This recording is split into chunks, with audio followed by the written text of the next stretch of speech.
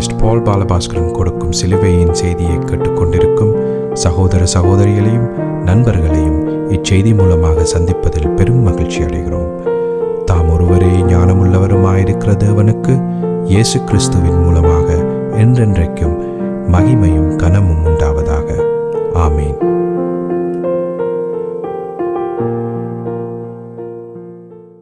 நான் பால் பாலபாஸ்கரன். நான் ஒரு இவாஞ்சலிஸ்ட். சிலுவையின் செய்தி என்ற இந்த நிகழ்ச்சியை கேட்டுக்கொண்டிருக்கும் என் சகோதரர்கள், என் சகோதரிகள், என் நண்பர்கள் எல்லோரையும் சந்திப்பதில் நான் பெரும் மகிழ்ச்சி அடைகிறேன். இந்த அருமையான நேரத்தை கர்த்தர்களுக்கு ஒதுக்கி தந்தார். அதற்காக இன்றைக்கும் சோஸ்திரம். அவர்களுடைய வேத வார்த்தைகளை, தேவனுடைய வேத வார்த்தைகளை உங்களோடு பகிர்ந்து கொள்வது எனக்கு மிகுந்த சந்தோஷத்தை அளிக்கிறது என்பதை நீங்கள் அறிந்து கொள்ள வேண்டும். ஏனென்றால் மனுஷன் அப்பத்தினால் மாத்திரமல்ல, தேவனுடைய வாயிலிருந்து வெளிப்படும் ஒவ்வொரு வார்த்தையினாலுமே பிழைக்கிறான் என்று சொல்லி மத்தேயு 4ஆம் அதிகாரத்தில் சொல்லப்பட்டிருக்கிறது. அப்ப நாம் அறிந்து கொள்ள வேண்டியது தேவனுடைய வார்த்தையினுடைய முக்கியத்துவம். அந்த வார்த்தை தான் மனுஷனை பிழைக்க வைக்கிறதே தவிர அந்த வார்த்தையை மனுஷன் அறிய விருப்பம் இல்லையாயிருந்தால் அவன் பிழைக்க மாட்டான். ஏனென்றால் அப்பம் அவனுக்கு பிழைக்கிறதற்கு உதவாது. தேவனுடைய வார்த்தையே நிச்சயமாக பிழைக்கிறதற்கு உதவும் என்பதை நாம் அறிந்து கொள்ள வேண்டும். அப்போ இந்த வேத வார்த்தையில் ரோமர் 6ஆம் 7ஆம் 8ஆம் அதிகாரம் ஆகிய 3 மிக முக்கியமான அதிகாரங்களை பிரசங்கிப்பதே சிலுவையின் செய்தியினுடைய நோக்கம் என்பதை நீங்கள் அறிந்திருக்கிறீர்கள். அப்போ அதற்கு முதல் சிலுவையை பற்றிய செய்திகளை நான் எடுத்து அதை பற்றி ஒரு புரிந்துணர்வு ஏற்பட வேண்டும் என்பதற்காக அதனை பிரசங்கித்து கொண்டிருக்கிறேன். இதற்காக நான் தெரிந்து கொண்ட வேத வாக்கியம், அடிப்படை வேத வாக்கியங்கள் சிலவற்றை பார்ப்போம். 1 கொரிந்தியர் 2:2, லூக்கா 19:41-44, மத்தேயு 21:31-32, லூக்கா 13:34-35. அந்த வேத வாக்கியத்தின் கடைசி வேத வாக்கியத்தின் அடிப்படையிலேயே நான் இப்பொழுது பிரசங்கத்தை தொடர்ந்து செய்து கொண்டிருக்கிறேன் என்பதை நீங்கள் அறிந்து கொள்ள வேண்டும். அதற்கா பார்ப்போம். லூக்கா 13:34-35. எருசலேமே, எருசலேமே, தீர்க்கதரிசிகளை கொலை செய்து உன்னிடத்தில் அனுப்பப்பட்டவர்களை கல்லறிகிறவளே, கோழி தன் குஞ்சுகளை தன் சிறகுகளின் கீழே கூட்டி சேர்த்து கொள்ளும் வண்ணமாக நான் எத்தனை தரமோ உன் பிள்ளைகளை கூட்டி சேர்த்து கொள்ள மனதாயிருந்தேன், உங்களுக்கோ மனதில்லாமல் போயிற்று. இதோ உங்கள் வீடு உங்களுக்கு பாழாக்கி விடப்படும். கர்த்தருடைய நாமத்தினாலே வருகிறவர் சோஸ்தரிக்கப்பட்டவர் என்று நீங்கள் சொல்லும் காலம் வருமளவும் என்னை காணாதிருப்பீர்கள் என்று மெய்யாகவே உங்களுக்கு சொல்கிறேன் என்றார். நாம் இப்பொழுது ஜெபத்திற்கு கடந்து செல்லுவோம். அருமையானங்கள் பிதாவே, உமக்கு சோஸ்திரம். பரலோகத்தின் தேவனே, உமக்கு அன்றைக்கும் சோஸ்திரம். இந்த அருமையான நேரத்தை நீர் எங்களுக்கு ஒதுக்கி தந்தீரே, அதற்காக அன்றைக்கும் சோஸ்திரம். பாவிகளாக இந்த பூமியில் பிறந்த எங்களை மீட்டுக்கொள்வதற்காக உம்முடைய குமாரன் என்றும் பாராமல் அவரை பலியாக சிலுவையிலே ஒப்பு கொடுத்து அவருடைய விலையேறப்பெற்ற இரத்தத்தினால் தேவரீர் நீர் எங்களை மீட்டுக்கொண்டீர். அதற்காக அன்றைக்கும் சோஸ்திரம் பிதாவே. என் சகோதர சகோதரிகள் எல்லோரையும் ஆசீர்வதியும் அபிஷேகியும். உம்முடைய வேத வார்த்தைகளை அறிந்து கொள்ளக்கூடிய பாக்கியத்தை அவர்களுக்கு கொடுத்தருளும். அதே நேரம் அடியேனையும் அபிஷேகித்து உம்முடைய பரிசுத்த ஆவியானவர் தாமே முன்னின்று போதனையை செய்ய வேண்டும் என்று என் கர்த்தராகிய இயேசு கிறிஸ்துவின் நாமத்தினால் கேட்டுக்கொள்கிறேன் பிதாவே. ஆமென் and amen and amen. Hallelujah, hallelujah, hallelujah. Thank you, Jesus.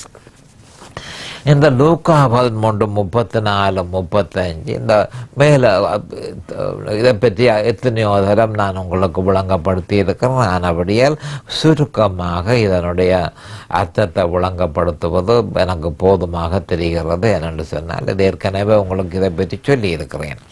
அப்போ அவர் என்ன சொல்லி இருக்கிறார் என்று சொல்லிக்க, எருசலேமுக்கு கிட்ட அவர் வரும் பொழுதோ அவர் எருசலேமில் மிகுந்த அக்கறை உள்ளவராகவும் எருசலேமில் இருக்கிற மக்களில் மிகுந்த கரிசனை உள்ளவராகவும் இருந்தார். இப்பொழுது நடக்க போகிறது என்ன என்பது அவருக்கு தெரியும். ஆனபடியால் பிலத்த சத்தம் மட்டும் அழுது, எருசலேமே எருசலேமே, உன்னிடத்தில் எத்தனை தரம்தான் நான் தீர்க்கதரிசிகளை உன்னிடத்தில் அனுப்பியிருந்தேன். தேவனுடைய மீட்பின் திட்டத்தை வேற எதை நான் உங்களிடத்தில் கேட்டேன்? தேவனுடைய மீட்பின் திட்டம் எதையும் செய்ய முடியாத நிலையில இருக்கிற நீங்கள் தேவனுடைய மீட்பின் திட்டத்தை விசுவாசித்து எல்லாவற்றையும் பெற்றுக்கொள்ளுவதற்கு ஏதுவாக அந்த மீட்பின் திட்டத்தை விசுவாசியுங்கள் என்று சொல்லி நான் தீர்க்கதரிசிகளை உங்களிடத்தில் அனுப்பியிருந்தேன். ஆனால் உங்களுக்கும் அந்த மீட்பின் திட்டத்தை பற்றி கேட்பதற்கு உங்களுக்கு விருப்பம் இல்லை. இடறல் ஏற்பட்டது. அதன் நிமித்தம் நீங்கள் கல்லுகளை எடுத்து அந்த தீர்க்கதரிசிகளை நீங்கள் கொண்டு போட்டீர்கள். அப்போ இதே மாதிரியான நிலைமை தற்பொழுதும் நடைபெறுகிறது என்பது ஒவ்வொரு கிறிஸ்தவனும் அறிந்து கொள்ள வேணும். பர்சிக்யூஷன், துன்பப்படுத்துதல். அதாவது யார் துன்பப்படுத்தப்படும்?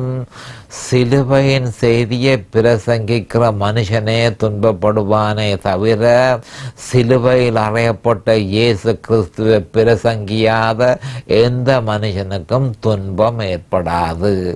அப்போ துன்பம் யாருக்கு ஏற்படும்? அதைத்தான் கலாத்தியர் 5:11 நம்முடைய ஆண்டவர் ஆகிய இயேசு கிறிஸ்து சொல்லியிருக்கிறார். சிலுவையை பற்றிய செய்தியே இடரலை ஏற்படுத்துகிறது. அநேகமான போதகர்கள் அதனை பிரசங்கிக்கிறதில்லை. ஆனால் சில போதகர்கள் நிச்சயமாக சிலுவையில் அறையப்பட்ட இயேசு கிறிஸ்துவை அவர்கள் போதிக்கும் உபதேசிக்கும் பொழுது நிச்சயமாக கல்லறி அவர்களுக்கு வரும். அதே நேரம் சில வேளைகளிலே அவர்கள் தங்களுடைய உயிரையும் பணயமாக வைக்க வேண்டிய நிலைமை அநேகமாக ஏற்பட்டிருக்கிறது என்பதை நாம் அறிந்து கொள்ள வேண்டும். அப்போ என்ன சொல்லப்பட்டிருக்கிறது என்றால், இஸ்ரவேலியர்களுக்கு உங்கள் வீடு உங்களுக்கு பாழாக்கி விடப்படும். ஏனென்றால் மீட்பின் திட்டத்தை நீங்கள் கேட்காததன் நிமித்தம் அந்த நிலைமை உங்களுக்கு வரும். ஆனால் கர்த்தருடைய நாமத்தினால வருகிறவர் சோஸ்தரிக்கப்பட்டவர் என்று நீங்கள் ஒரு நாளைக்கு நிச்சயமாக சொல்வீர்கள். அது என்னுடைய 2ஆம் வருகையின் போதுதான் நடக்கும் என்பதை ஆண்டவர் தெளிவாக சொல்லியிருக்கிறார். அதுவரையும் என்ன காணாதிருப்பீர்கள். அப்போ அவரை இருந்தால், இயேசு கிறிஸ்து அவர்களை விட்டு விலகி இருந்தால், இயேசு கிறிஸ்து மனுஷனை விட்டு விலகி இருந்தால், மனுஷனுக்கு உடனடியாக சாத்தான் வருகிறான். சாத்தான் வரும் பொழுது ஒன்றும் அவ்வளவு அவன் லேசாக சாத்தான் விட்டுட்டு போக போறான் என்று சொல்லி நாங்கள் யோசிக்க கூடாது. என்றால் திருடவும் கொல்லவும் அழிக்கவும் வருகிறானே அன்றி வேறொன்றுக்கும் வரான் என்று சொல்லி நம்முடைய ஆண்டவர் சொல்லி இருக்கிறார். அப்ப இயேசு கிறிஸ்து வேண்டாம், பரிபூரணம் உங்களுக்கு வேணுமென்றால் இயேசு கிறிஸ்து திருடவும் கொல்லவும் அழிக்கவும் வேணுமாயிருந்தால் உங்களுக்கு சாத்தானையும் நீங்கள் உங்களோட சேர்த்து கொள்ளுங்கள் என்று சொல்லி அவர் சொல்லியிருந்தார். அப்ப என்ன நடந்தது? சாத்தான் அவர்களுடைய உயிரை, கோடிக்கணக்கான மனுஷர்களுடைய உயிரை எடுத்தான் என்று சொல்லி கிறிஸ்துவுக்கு பின் 70ஆம் நூற்றாண்டில் நாங்கள் அறியக்கூடியதாக இருக்கிறது. இதே மாதிரியான நிலைமை இப்பவும் இருக்கிறது என்பதை நாம் அறிந்து கொள்ள வேணும். அதான் அந்த முக்கியமான ஒரு விஷயம். இப்பொழுது நாங்கள் ரோமர் அதாவது கடந்த செய்தியில ரோமர் 4:5 அதிகாரத்தை நாங்கள் பார்த்தோம். அப்போ அதில் முழுதுமாக மீட்பின் திட்டத்தை பற்றிய செய்தியை பற்றியே சொல்லப்படுகிறது. அப்போ மீட்பின் திட்டத்தை எவன் ஏற்றுக்கொள்ளுகிறானோ, எவன் மனதார ஏற்றுக்கொள்ளுகிறானோ, ஆபிரகாம் மாதிரி எவன் ஏற்றுக்கொள்கிறானோ அவன் முகங்குப்புற விழுந்து ஆபிரகாம் மாதிரி களி கூற வேண்டியதில்லை. ஆனால் அதை முழுதுமாக ஏற்றுக்கொண்ட ஒருவன் நிச்சயமாக களி கூறுவான் என்று சொல்லி ஏற்கனவே நாங்கள் அதை பற்றி பார்த்திருக்கிறோம். யோவான் 8:56 நம்முடைய ஆண்டவராகிய இயேசு கிறிஸ்து ஆபிரகாம் வந்து ஆபிரகாம் களி கூர்ந்தான் என்று சொல்லி அவர் இந்த பூமியில வந்திருக்கும் பொழுது, அப்ப இயேசு கிறிஸ்து வரும் காலத்தை ஆபிரகாம் ஏற்கனவே விசுவாசத்தின் மூலம் அறிந்து அவன் களி கூர்ந்தான். ஆனால் நாமோ அவர் ஏற்கனவே வந்து சிலுவையில செய்து முடித்ததை அறிந்து அதில களி கூற வேணும். அதனை விசுவாசித்து அவரையும் அவர் சிலுவையில நிறைவேற்றியதையும் விசுவாசித்து அந்த விசுவாசத்தில் களி கூற வேண்டியதை நாம் செய்ய வேண்டியது. அப்போ ரோமர் 4:3 சொல்லப்பட்டிருக்கிறதை மறுபுறையும் பார்ப்போம். அது என்னவென்றால், அவன் கர்த்தரை விசுவாசித்தான், அதை அவர் அவனுக்கு நீதியாக எண்ணினார். அப்போ ஆபிரகாம் செய்தது என்ன? கர்த்தரை விசுவாசித்தான். அதனுடைய அர்த்தம் என்ன? கர்த்தர் சொன்னதை அவன் விசுவாசித்தான். தான் ஏதாவது நினைத்ததை விசுவாசிக்கவில்லை. தன்னுடைய நண்பர்கள் சொன்னதை அவன் விசுவாசிக்கவில்லை. கர்த்தர் சொன்னதை அவன் விசுவாசித்தான். அதை கர்த்தர் அவனுக்கு ஆபிரகாமுக்கு நீதியாக எண்ணினார். அப்போ தேவனுடைய வார்த்தைகள் எல்லாவற்றிலும் மிக முக்கியத்துவம் வாய்ந்த வார்த்தையாக இது இருக்கிறது என்பது ஒவ்வொரு கிறிஸ்தவர்களும் அறிந்து கொள்ள வேண்டும். அப்போ வேதத்திலேயே மிகுந்த முக்கியத்துவம் வாய்ந்த ஒரு வார்த்தை இந்த வார்த்தை. எந்த வார்த்தை? அவன் கர்த்தரை விசுவாசித்தான், அதை அவர் அவனுக்கு நீதியாக எண்ணினார். ஆபிரகாம் கர்த்தரை விசுவாசித்தான் என்ற இந்த ஒரே வார்த்தையிலேயே விசுவாசத்தின் மூலம் நியாயப்படுத்துதல் என்ற பொருள் வெளிப்படுத்தப்பட்டிருக்கிறது என்பதை நாம் அறிந்து கொள்ள வேண்டும். விசுவாசத்தின் மூலம் நியாயப்படுத்துதல். மறுபடியும் சொல்கிறேன், விசுவாசத்தின் மூலம் நியாயப்படுத்துதல் என்றதன் பொருள் இங்கு வெளிப்படுத்தப்பட்டிருக்கிறது. ஆபிரகாம் விசுவாசத்தினால் ரட்சிப்பை பெற்றானே தவிர அவன் நற்கிரியைகளினால் ஒரு பொழுதும் ரட்சிப்பை பெறவில்லை என்பதை நாம் அறிந்து கொள்ள வேண்டும். இதுதான் முக்கியமான ஒரு விஷயம். ஆபிரகாம் விசுவாசத்தினால ரட்சிப்பை பெற்றான். அப்போ அவன் என்னத்தை விசுவாசித்தான்? கர்த்தர் சொன்னதை விசுவாசித்தான். கர்த்தர் என்ன சொன்னார்? நான் வருவேன், உன் மூலமாக வருவேன், இந்த பூமிக்கு வருவேன், நான் என்ன பலியாக கொடுப்பேன், நான் இரத்தம் சிந்துவேன், மனுஷனுடைய பாவத்திலிருந்து விடுதலை கொடுப்பேன் என்று சொல்லி அவர் சொன்னதை அவன் முற்று முழுதுமாக விசுவாசித்தான். அப்ப கிரியைகளை அவன் நம்பவில்லை, அவர் சொன்னதை அவன் விசுவாசித்தான். அப்ப வேறு எந்த வழியினாலும் ரட்சிப்பை பெறலாம் என்று இங்கு சொல்லப்படவில்லை. விசுவாசத்தினாலேயே மனுஷன் ரட்சிக்கப்பட முடியும் என்று தெளிவாக சொல்லப்பட்டிருக்கிறது. ஏனென்று சொன்னால், தேவன் மனுஷனிடத்தில் நீதியை கோருகிறார். தேவன் மனுஷனிடத்தில் நீதியை எதிர்பார்க்கிறார். அந்த நீதியை கொடுக்கிறதற்கு மனுஷனாலே இயலாத. மனுஷனிடத்தில் எந்த நீதியும் இல்லை.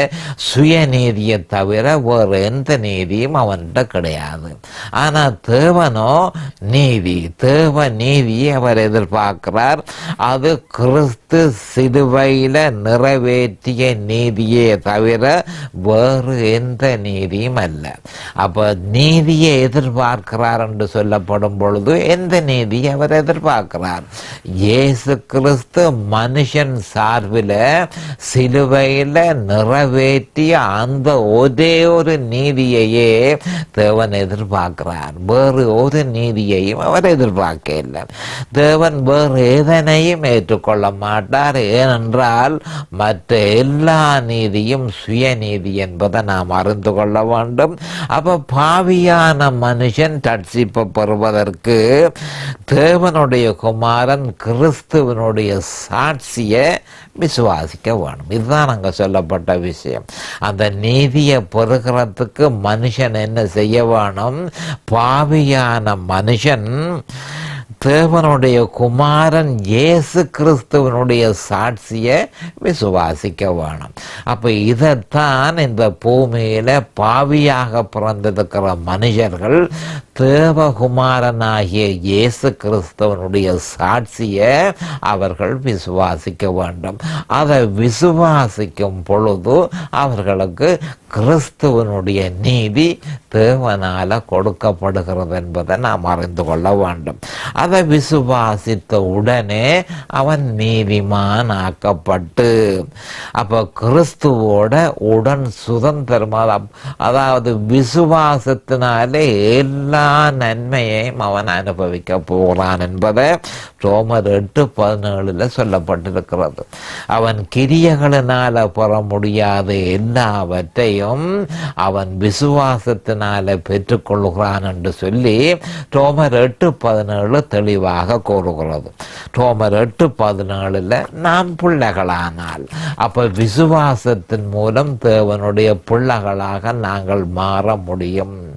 சாத்தானுடைய பிள்ளைகளாக இருந்த நாங்கள், முழுதும் சாத்தானுடைய பிள்ளைகளாக இருந்த நாங்கள் விசுவாசத்தின் மூலம் தேவனுடைய குமாரன் இயேசு கிறிஸ்துவனுடைய சாட்சியை விசுவாசித்த உடனே நீதிமான்கள் ஆக்கப்பட்டு தேவனுடைய பிள்ளைகளாக நாங்கள் மாறுகிறோம் என்பதை ஒவ்வொரு கிறிஸ்தவர்களும் அறிய வேண்டும்.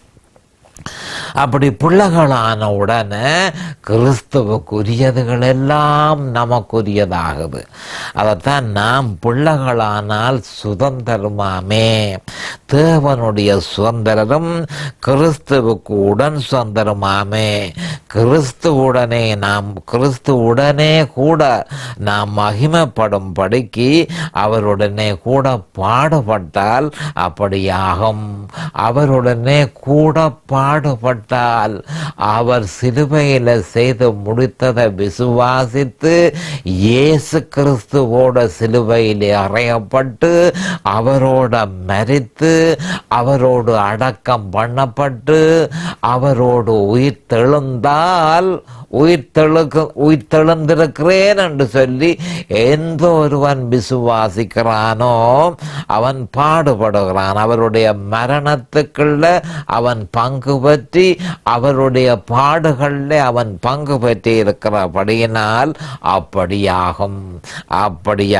எப்படியாகும்? நாம் பிள்ளைகளானால் சுதந்திரமே, தேவனுடைய சுதந்திரம் கிறிஸ்துவுக்கு உடன் சுதந்திரமாமே என்று சொல்லப்பட்டிருக்கிறது. அப்போ இது ஒரு பெரிய ஒரு கிடைக்க முடியாத ஒரு நன்மை நமக்கு கிடைக்கிறது. நினைத்து பார்க்க முடியாத ஒரு நன்மை மனுஷகுலத்துக்கு இலகுவாக பெறக்கூடிய வாய்ப்பு ஏற்பட்டிருக்கிறது என்பதை ஒவ்வொரு கிறிஸ்தவர்களும் அறிந்து கொள்ள வேண்டும். வேற எந்த முயற்சியும் அவருடைய பாடுகளுக்குள்ள நாம் பங்கு பெற்றாவிடில், அப்போ இதில் அநேகமான பேர் இதில் தவறுபட்டுறது. அப்போ என்ன சொல்லப்படுகிறது? அவருடைய பாடுகளில் நான் பங்கு பற்றினேன் என்று சொல்லி ஒருவன் விசுவாசிக்க வேணும். அப்போ அதனுடைய அர்த்தம் என்ன? இயேசு கிறிஸ்துவனுடைய சாட்சியை விசுவாசிக்க வேணும். இயேசு கிறிஸ்துவை விசுவாசித்து அவர் எனக்காக சிலுவைக்கு போனார் என்று சொல்லி அவர் எனக்காக இரத்தம் சிந்தி என் பாவத்தில் இருந்து எனக்கு விடுதலை தந்தார் என்று எந்த மனுஷன் விசுவாசிக்கிறானோ அவன் அவருடைய சரீரத்தில் இணைந்து அவரோட கூட சிலுவையில் அறையப்பட்டு அவரோட கூட மரித்து அவரோட கூட அடக்கம் பண்ணப்பட்டு அவரோட கூட உயிர் தெழுந்து அவரில் வாழக்கூடிய பாக்கியத்தை அவன் பெறுகிறான். அப்ப அவருடைய பாடுகளுக்குள்ள பங்கு பெற்றுகிறான். அவரோடு கூட சிலுவையில் அறையப்பட்டேன், அவரோடு கூட மரித்தேன். இது அவருடைய பாடுகளுக்குள்ள அவன் பங்கு பெற்றுகிறான் விசுவாசத்தினால. இப்படி நான் அவரை ஏற்றுக்கொண்ட பொழுது இதுகள் எல்லாம் நடந்தது, அவருடைய பாடுகளுக்குள்ள நான் பங்கு பற்றினேன் என்று சொல்லி ஒருவன் விசுவாசிப்பானா இருந்தால் அவனுக்கு அவன் மகிமைப்படும்படியாக அப்படியாகும். கிறிஸ்துவுடனே கூட நாம் மகிமைப்படும்படிக்கு படிக்கு அவருடனே கூட பாடுபட்டால் அப்படி ஆகும் என்று சொல்லப்பட்டிருக்கு. வேறு எந்த முயற்சியும் தேவனால் ஏற்றுக்கொள்ளப்பட மாட்டாது என்பதை நாம் தெளிவாக அறிய வேண்டும். ரோமர் 4-5 அதிகாரங்களில் அதை உறுதியாக்கப்பட்டு அது ஒரு தேவ பிரமாணமாக பிரகடனப்படுத்தப்பட்டிருக்கிறது. தேவ பிரமாணம் அப்போ ஒரு லோ, ஒரு ஸ்பிரிச்சுவல் லோவாக அது பிரகடனப்படுத்தப்பட்டிருக்கிறது. இதை பற்றி ரோமர் 3:26-28 நாம் அறியக்கூடியதாக இருக்கிறது. அப்போ விசுவாசம் ஒரு தேவ பிரமாணம். என்னத்தை விசுவாசிக்க வேணும் என்பது தேவ பிரமாணம்.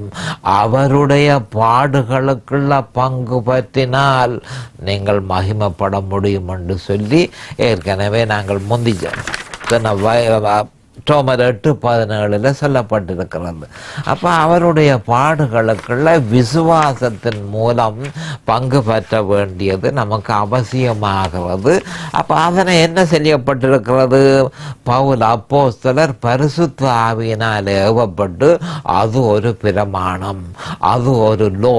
அந்த லோவில இருந்து ஒன்றையும் மாற்ற முடியாது. மனுஷன் அந்த லோவை செய்ய வேணும், இது லோ என்று சொல்லி அவன் பயந்து நடுங்கி அதன்படியே அவன் செய்ய வேணும் என்பதை ரோமர் 3:26-28 பவுல் அப்போஸ்தலர் தெளிவாக சொல்லியிருக்கிறார். அப்ப ரோமர் 3:26-28 என்ன சொல்லப்பட்டது என்பதை பார்ப்போம். கிறிஸ்து இயேசுவினுடைய இரத்தத்தை பற்றும் விசுவாசத்தினாலே தெளிவாக சொல்லப்பட்டிருக்கு. இரத்தத்தை பற்றும் விசுவாசத்தினாலே அவர் சிலுவையிலே அறையப்படும் பொழுது நானும் அவரோடு சிலுவையிலே அறையப்பட்டேன் என்று விசுவாசிக்கிறதன் மூலம் இரத்தத்தை பற்றும் விசுவாசம், இரத்தத்தை பற்றும் விசுவாசத்தினாலே பலிக்கும் கிருபாதார பலியாக அவரையே ஏற்படுத்தினார், இயேசு கிறிஸ்துவையே ஏற்படுத்தினார். இப்படி இருக்க மேன்மை பாராட்டல் எங்கே? அது நீக்கப்பட்டது. எந்த பிரமாணத்தினாலே? கிரியா பிரமாணத்தினாலேயோ அல்ல விசுவாச பிரமாணத்தினாலேயே. ஆதலால் மனுஷன் நியாய பிரமாணத்தின் கிரியைகள் இல்லாமல் விசுவாசத்தினாலேயே நீதிமான் ஆக்கப்படுகிறான் என்று தீர்க்கிறோம். அப்போ ஒரு நீதிபதி தீர்ப்பு கொடுக்கிற மாதிரி பவுல் அப்போஸ்தலர் பரிசுத்த ஆவியினாலே ஏவப்பட்டு அவர் ஒரு தீர்ப்பு கொடுக்கிறார். என்ன தீர்ப்பு? கிரியைகளினால் அல்ல, விசுவாசத்தினாலேயே மனுஷன் நீதிமானாக்கப்படுகிறான் என்று சொல்லி நாங்கள் தீர்ப்பு கொடுக்கிறோம் என்று சொல்லி பவுல் அப்போஸ்தலர் சொல்லியிருக்கிறார். அதாவது மனுஷன் நியாய பிரமாணத்தின் கிரியைகள் இல்லாமல் விசுவாசத்தினாலேயே நீதிமான் ஆக்கப்படுகிறான் என்று தீர்க்கிறோம் என்று சொல்லப்பட்டு கிடக்கு. அப்போ இதை ஒரு லோ என்றதை நாங்கள் அறிஞ்சு, ஒரு பிரமாணம் என்றதை அறிஞ்சு, அப்போ மனுஷன் நீதிமான் ஆக்கப்படுகிறது விசுவாசத்தினாலேயே தவிர நியாய பிரமாணத்தின் கிரியைகளினால் அல்ல என்பது ஒரு லோ என்றதை ஒவ்வொரு கிறிஸ்தவனும் தெளிவாக அறிந்து அந்த லோவோட அந்த பிரமாணத்தோட எதனையும் சேர்த்து போடாதபடிக்கு, அதிலிருந்து எதனையும் எடுத்து போடாதபடிக்கு எச்சரிக்கையாக கிறிஸ்தவர்களாகிய நாம் இருக்க வேண்டும் என்பது இங்கு சொல்லப்பட்டிருக்கிறது. அப்ப இந்த விசுவாச பிரமாணத்தை மீறுபவன் எவன் மேலும் தேவ கோபம் நிலையாக நிற்கும் என்றதை நாம் அறிந்து கொள்ள வேண்டும். இது ஒரு பிரமாணம், இது தேவனாலே ஏற்படுத்தப்பட்ட பிரமாணம். இந்த பிரமாணத்தை எவன் மீறுகிறானோ தேவ கோபம் அவனில நில நிற்கும் என்று சொல்லி வேதத்தில் சொல்லப்பட்டிருக்கிறது. ரோமர் 1:18 இது பற்றி தெளிவாக சொல்லப்பட்டிருக்கிறது. அப்போ ரோமர் 1 அதிகாரம் 1:18 என்ன சொல்லப்பட்டிருக்கிறது? சத்தியத்தை அநியாயத்தினாலே அடக்கி வைக்கிற மனுஷருடைய எல்லாவித அவபக்திக்கும் அநியாயத்துக்கும் விரோதமாய் தேவகோபம் வானத்திலிருந்து வெளிப்படுத்தப்பட்டிருக்கிறது. அப்ப சத்தியத்தை அநியாயத்தினாலே அடக்கி வைக்கிற மனுஷருடைய எல்லா அவபக்திக்கும் அநியாயத்துக்கும் விரோதமாய் தேவகோபம் வானத்திலிருந்து வெளிப்படுத்தப்பட்டிருக்கிறது என்று ரோமர் 1:18 சொல்லப்பட்டிருக்கிறது. அப்ப விசுவாசத்தினாலேயே மனுஷன் நீதிமான் ஆக்கப்படுவான் என்று சொல்லப்பட்டிருக்க, விசுவாசத்தை தவிர்த்து நியாய பிரமாணத்தின் கிரியைகளை பின்பற்றி அதன் மூலம் ரட்சிப்பை பெற முடியும் என்று மனுஷன் தனக்குள் நினைத்தால் அல்லது மனுஷன் அதனை பின்பற்றுவானாய் இருந்தால் என்ன சொல்லப்பட்டிருக்கு? தேவ கோபம் வானத்தில் இருந்து வெளிப்படுத்தப்பட்டிருக்கிறது. ரோமர் 1:18 சொல்லப்பட்டிருக்கிறது. இந்த விசுவாச பிரமாணத்தை மீறுபவன் எவன் மேலும் தேவகோபம் நிலை நிற்கும் என்று சொல்லி ரோமர் 2:8-11 சொல்லப்பட்டிருக்கிறது. நாம் அறிந்து கொள்ள வேணும். 2ஆம் அதிகாரம் 2:8-11. சண்டைக்காரராயிருந்து சத்தியத்திற்கு கீழ்ப்படியாமல் அநியாயத்துக்கு கீழ்ப்படிந்திருக்கிறவர்களுக்கோ உக்கிரகோபாக்கின வரும். முன்பு யூதரிலும் பின்பு கிரேக்கரிலும் பொல்லாங்கு செய்கிற எந்த மனுஷ ஆத்மாவுக்கும் உபத்திரவமும் வியாகுலமும் உண்டாகும். முன்பு யூதரிலும் பின்பு கிரேக்கரிலும் எவன் நன்மை செய்கிறானோ அவனுக்கு மகிமையும் கனமும் சமாதானமும் உண்டாகும். தேவனிடத்தில் பட்சவாதம் இல்லை. அப்ப என்ன சொல்லப்பட்டிருக்கிறது என்று சொல்லிக்க, அதாவது இதனை மீறுபவர்கள், இந்த பிரமாணத்தை மீறுகிற எந்த மனுஷர்களும் சண்டைக்காரர்கள் என்று சொல்லி தேவன் சொல்லுகிறார். அப்ப விசுவாசத்தினாலேயே மனுஷன் ரட்சிக்கப்பட முடியும். இயேசு கிறிஸ்துவனுடைய சாட்சியை விசுவாசித்து அந்த விசுவாசத்தினாலேயே மனுஷன் தேவநீதியை பெற முடியும். அதன் மூலமே மனுஷன் ரட்சிக்கப்படுவான் என்று சொல்லி அது தேவ பிரமாணமாக்கப்பட்டிருக்க, அப்படி அல்ல என்று சொல்லி மனுஷன் தன்னுடைய அநியாயமான செயல்களை அவன் செய்வானா இருந்தால் அவன் சண்டைக்காரன். சத்தியத்திற்கு கீழ்ப்படியாமல் அநியாயத்திற்கு கீழ்ப்படிந்திருக்கிறபடியால் அவனை தேவன் எப்படி பார்க்கிறார்? சண்டைக்காரனாக பார்க்கிறார். இந்த பூமியில எத்தனையோ சண்டைக்காரர்கள் இருக்கிறார்கள். அப்ப அவர்கள் மேல உக்கிர கோபாக்கின வரும் என்று சொல்லி சொல்லப்பட்டிருக்கிறது. முதல் யூதர்ல அவர்களுக்கு நல்லா தெரிய வேணும், கடவுளை பற்றி அவர்கள் அறிந்தவர்கள். முதல் கோபம் ஆறில் வரும் என்று சொன்னால் யூதரிலும் பின்பு கிரேக்கரிலும். உலகத்தில் பொல்லாங்கு செய்கிற எந்த மனுஷ ஆத்மாவுக்கும் உபத்திரவமும் வியாகுலமும் வரும், உண்டாகும். முன்பு யூதரிலும் பின்பு கிரேக்கரிலும் எவன் நன்மை செய்கிறானோ, தன்னுடைய ஆத்துமாவுக்கு எவன் நன்மை செய்கிறானோ, விசுவாசத்தின் மூலம் ரட்சிப்பை பெறாமல் வேறு வழிகளை எவன் பாவிக்கிறானோ அவன் மேல தேவகோபம் வரும். விசுவாசத்தின் மூலம்தான் ரட்சிப்பு என்பதை அறிந்து அதை பின்பற்றுகிறவன் மேல் சமாதானம் உண்டாகும். தேவனிடத்திலே எந்த விதமான பட்சபாதம் இல்லை.